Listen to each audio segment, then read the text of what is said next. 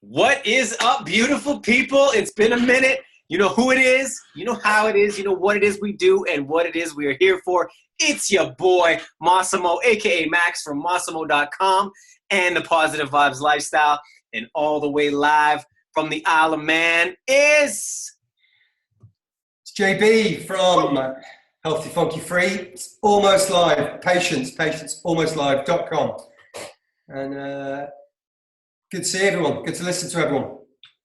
That's right. Thanks for joining us as always. And please, people, ask your questions to us. We're going to have probably at some point when we get enough questions in, we'll do a Facebook Live and answer a bunch of questions and converse with y'all. Today, we're definitely going to expand on our talk from yesterday about investing in our health for the future. We kind of got on a bit of a rant and a ramble yesterday about certain things, but we didn't really get into, you know, the whys, the hows, the whats, the wheres. So today we're going to dive a little deeper into the onion peel. What are you feeling, John?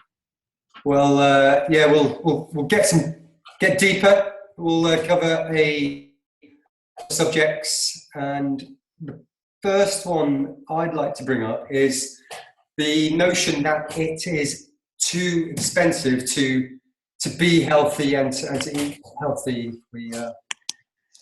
Anything from gym memberships, you know, they're too expensive. So there's an excuse not to go to the gym. But I often say expensive compared to what?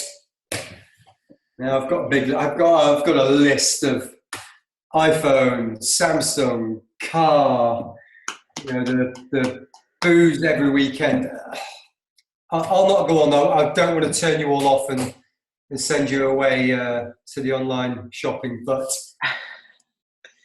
eating health compared to buying all of these things that they may contribute emotionally in the short term until the next iPhone comes out or the next car comes out, but they do not contribute to your health, which is ultimately what's going to give you a fulfilling life into the future. You can even go further. We talk about spending money on makeups, on Botox, or, you know, to some extreme plastic surgery rather than doing the work. We're trying to fix the body from the outside rather than looking inside, which is where we can begin with how we think, how we move, and how we eat. And ultimately that comes to the cost of eating healthy. Now, myself and my partner, my wife, we added up this week what it costs us to eat a mostly organic diet, not always, because we can't get things on the island. All the nuts, the seeds, the berries, the fruits, the gluten-free stuff where we can, where gluten-free is healthy, because it not always is. Amen. And we worked it out to be about £10. That's $10 per person per day. And that's not even a cup of coffee and a cake. Thank you. Or a family goes out for pizza, you know, that's $30-40, and for $30-40 we can feed ourselves for 2 or 3 days. So it's just trying to get some comparison of what actually is expensive and how much nutritional value you'll get from those choices. So I'm rambling. I was up at 4 o'clock this morning. I woke up, got up, and I got on the bike for 2.5 hours. So boom. It's kicking in a little bit, but I'll hang in there. I'm going to pass it over to Max for his contribution. But bro, I agreed with you 100%. And you know, we're in the same boat. So what I've learned is you're either going to pay for it now or you're going to pay for it later. And I think the stigmata that I think we all face as humans would be this. You know, before you got into your first Ironman, you had a thought of it. Before I went to my first CrossFit gym, I had a stigmata. I had my own internal thoughts from, you know, what I assumed it was. Yet when you step in the door or you start training, you realize, oh, it wasn't what I thought it was. You know what I mean? I think you know what I'm saying, right? So yeah. I think a lot of people think, and I'm not going to name names here, but, you know, going to that corner store coffee shop and paying $8.50 friggin' cents for your spiced pumpkin latte instead of going and buying supporting a small farm and getting some organic eggs for $6. Let's put some actual A and B in there. You know what I mean? Context. Let's talk of actual fact. You know what I mean? We have a little spot here where we go, and again, we don't need a ton of meat or anything like that. But if I'm ever going to, or if we're hosting a barbecue or something, I'm going there to support small farms. You know what I mean? And organic, free-run animals, I guess you could say, right? So it goes beyond the healthy element of it. You're also supporting your local community as well, rather than some large corporation who may not be as conscious about how they produce or what they put into the food or not. Yes, exactly.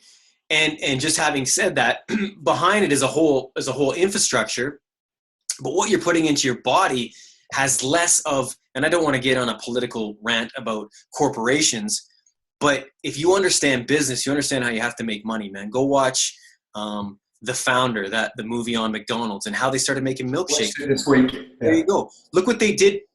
And I'm sure at some point, maybe me and you had one.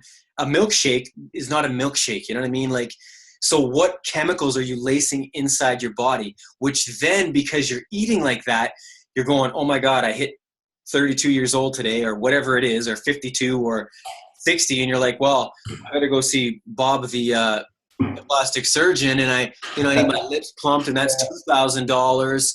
My eyelids, I want them over here, and that's going to be $6,000 instead of spending $10 a day to eat well and going for a walk, a run, whatever it might be. You know what I mean? Like, we have to get knowledge and we have to get the facts. You know what I mean? And until we keep guessing and assuming, I think we're on the road to make the same mistakes again and again and again until it's too late, until you assume there's a magical pill at 65 years old that's just going to cure them. Well, I was just going to chip in and say, I understand almost why people may want to go to the extreme end of the scale of having surgery or Botox or a nip and tuck, because it can be quite difficult. So if you get somebody who's in their mid-40s, out of condition, they're carrying 40 pounds extra, to say, I'm going to lose 40 pounds, it's a really, really big deal, because we're looking at this big picture. We're looking at, how can I lose 40 pounds? It's probably taken me 2 or 3 or 4 years to put that on. So to take that off, I just don't want to wait that long. I'm just going to go and get the vacuum cleaner and suck it out. Fair enough. But if you were to look at, if you look at it slightly differently, say, what can I do today? How can I lose 1 pound today? Okay, well, maybe I'll take a smoothie for breakfast, or if I make that good choice in the morning, by lunch, I may go, well, actually, I had a smoothie, I'll go for a salad. And it's making very, very straightforward, simple choices right now.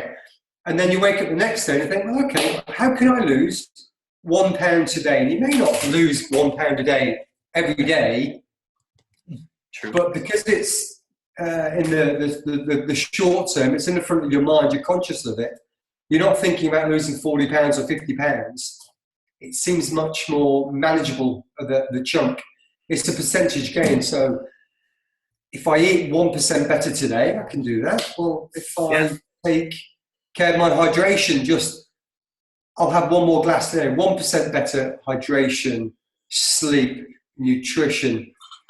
I'll go for a small walk. These are all tiny, tiny percentages that, when you push them all together, they can make a considerable difference in your life. Not over a week or 2 weeks, but if you can consistently keep that going with persistence for a month or for 2 months or 3 months, and by that point it's a habit, you're enjoying it, you're feeling better. It's a lifestyle. It's much more manageable, I think. So I would agree with you, and I would say this. I think the rut we as humans get in, and you and I are entrepreneurs, so I know, I think we overestimate what we can do in a day or a week or a month, and we underestimate what we can do in the long haul, right? Yeah. So and we also come from a society where we want it quicker, faster, better, bigger, and yesterday, you know what I mean? Now. So there's a lot of self-awareness in this conversation that if you're a newbie, you might not be privy to, because John and I have put in a ton of hard work to get this self-awareness. So we definitely know, again, I'll say this too, we're not ready to climb Mount Everest tomorrow. You've got to put in your time and your work. And it does start with baby steps, and everything John just said, those are free. Drinking more water is free. Sleeping is free. Clearing your mind for a walk in the morning is free.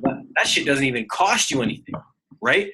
No. Now there's things we have invested in, John and I both. I know I own a Vitamix and I own a juicer. Those were, two larger scale items that I saved for.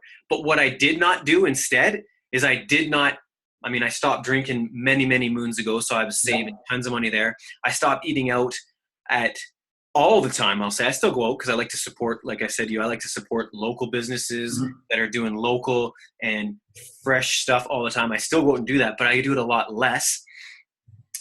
So I was able to save money for those bigger purchases. You know what I mean? And having said that, on the flip side, those bigger purchases then allow me to do intermittent fasting. I have my juice every morning. I have my smoothies. So I'm not having to go spend, $800 at a Costco for food.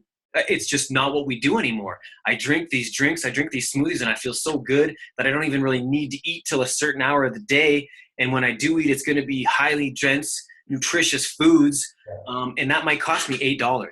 Ooh, you know what I mean? Like, it is so simple, yet I think unless you start, it seems difficult. Yeah, and you find that those $8, you get huge value for it. Totally. If you can spend $8 on organic produce, that's as nutritionally dense as you can get compared to spending $20 on a pizza that has nothing. Oh, thank you. We don't need to go to organic straight away. If you're starting at the McDonald's end of the scale or the fast food end of the scale, and you just want to make some baby steps, go and buy a smoothie from your local juice bar. Buy regular products, but your fruits and your veggies. Just make sure you wash it and you clean it, the outside. Sometimes you might want to peel it just to get rid of any sort of elements of pesticides if they're in there. But ultimately, you're probably increasing your intake of fruits and veg, a number of 100%, not just 10x. So. Oh, bro! It all requires you to start and to want to do it, and then ask yourself that question again: do I really want to do this? And what? And if you do, how good can you feel? Oh, bro! And this is where I go back to again. I speak from experience. I'm not a guru. I'm not anything other than somebody that's done it. And I remember when I was on tour, bro. I remember the spots on my road when I would tour West Coast Canada down to the West Coast of the States. I remember the Wendy's spots I used to stop into, and I thought eating healthy meant taking just the top half of that bun off and then eating the rest of that burger, because I thought, no, that top end of the bun was too much. Not thinking, and my health was based on skinniness. And like I said, I've always been a skinny guy, so I just assumed, well, if I'm not gaining weight, then I must be good, right? And just not understanding what nutritionally dense foods were until I flipped the script. And now if I even put something that isn't good in my body, you feel it, you know it. I am doing a nosedive, bro. So I don't even do it anymore. Yeah, you get the fog. Likewise, I was just a fit, healthy guy, stocky guy, and we changed our diet. We just pulled the processed stuff out first, and I lost 3 stone in 4 months. What's that, 3 stone? So it turns to 40 pounds. But I didn't look as though I had it to lose. It's all this visceral fat, all the stuff that surrounds the organs and the tissues. On the inside. So maybe something we should talk about next show would be how I do intermittent fasting and cleanses. Okay. That shit's on the inside and it's coming out. How are we for time, John? We're 14:50. Okay, let's wrap her up, brother. Okay. Well, we love you all. We're going to talk to you soon. It's that simple. Keep listening and keep asking questions. Keep asking questions. Love you. Bye.